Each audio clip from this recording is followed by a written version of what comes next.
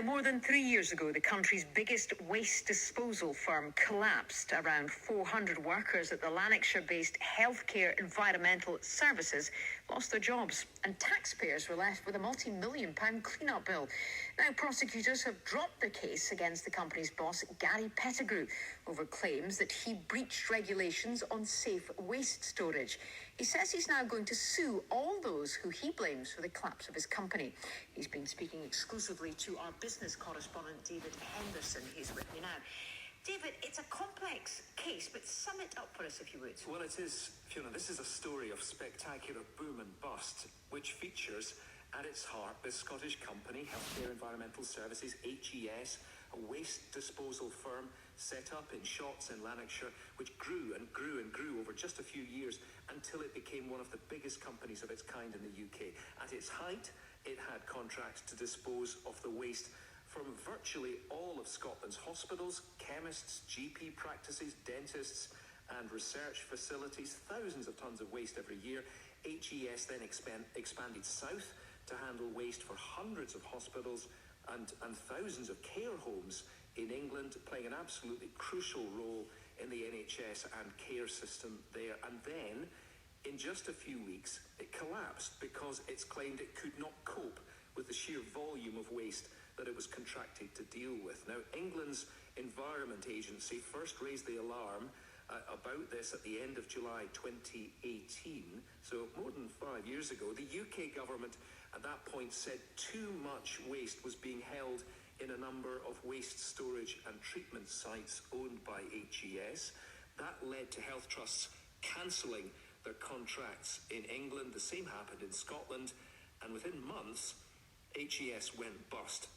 Amid concerns at the time, you'll recall, that hospitals might not be able to get this waste disposed of properly, affecting everything from operations to patient treatment and all the rest. Now, the company was founded by Gary Pettigrew. He was put on trial recently for breach of environmental rules on the safe storage of waste. He denied all those charges. He fought the case, and this trial at Hamilton Sheriff Court has now been brought to a halt. Prosecution have dropped the case, so Gary Pettigrew is relieved by that, but he's still not satisfied, and he's told me he should never have been prosecuted, and that he now plans to sue all of those who he claims were responsible for the collapse of his firm.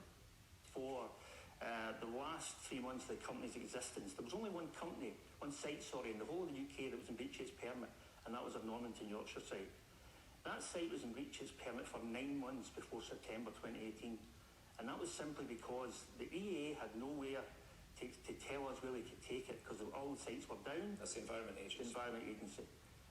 And for 9 months, we knowingly breached a permit after we told the EA that we were going to go into breach, and they allowed us to breach it for 9 months.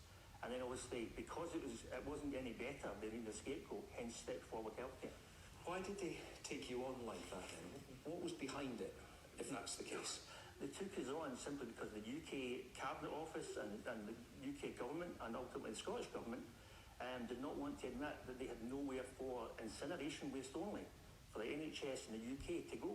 But you knew this was a growing problem, didn't you? That there was a lack of incineration capacity. From 2015. So that's years prior to this crisis. Yes. You knew this was a problem building up. Hence why I was building my new £13 million facility in Shotts. You were building that, but you were also signing contracts right, left and centre with companies all around the UK. It's fine. I had done that for 23 years previously, because in reality there was no incinerators in Scotland.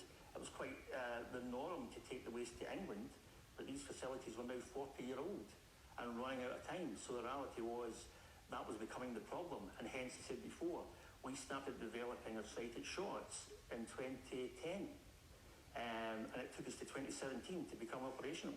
Why would government, Environment Agency, or anybody else want to take you down for this? For that simple reason. They were in charge of making sure the UK have facilities, be it in Scotland, which never has, and still to this day does not, and obviously in England. When it became clear that there was nowhere to go for incineration waste, I-10, they then gave exemptions to all of my competitors. What happens now? Are you going to sue? Yes. Who?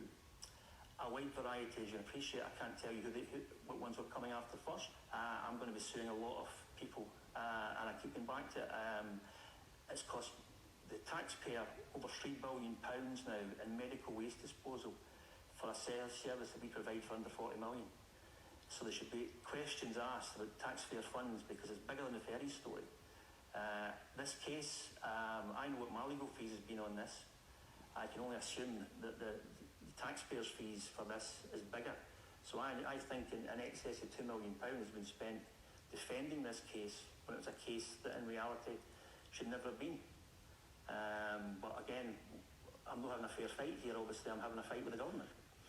So that's Gary Pettigrew, former owner of HES. So it's all a bit of a mystery, Fiona. Now, you rarely get the full story as to why prosecutors decide to abandon a criminal trial, especially one like this, at half-time.